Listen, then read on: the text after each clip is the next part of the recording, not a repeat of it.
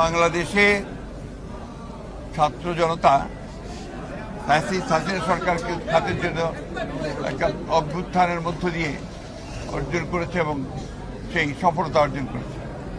কিন্তু দুর্ভাগ্যের বিষয়, আজকে হাসিনার পাতা ফাঁদে আমরা যেন ফাঁদে পা না দিই। আজকে দেশে স্থিতিশীলতা বিনষ্ট হচ্ছে, অস্থিরতার সৃষ্টি হচ্ছে। এর জন্যে সম্পূর্ণভাবে হাসিনার যে ফ্যাসিস্ট রেজিম ছিল, সেই রেজিমই তার জন্য দায়ী।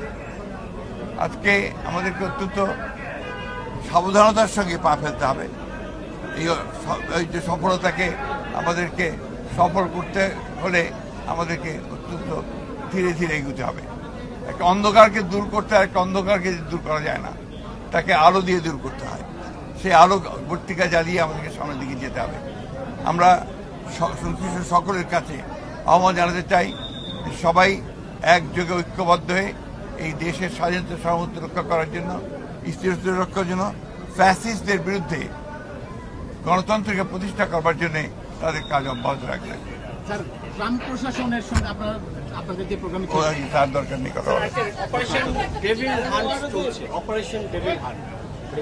কি ভাই, আমরা তো বাইরে ছিলাম, ডেভিল হার্ট জানি না। ডেভিল তো একমাত্র অপারেশন ডেভিল হার্ট তো আমরা ফ্যাসিস্ট সরকারকেই জানি।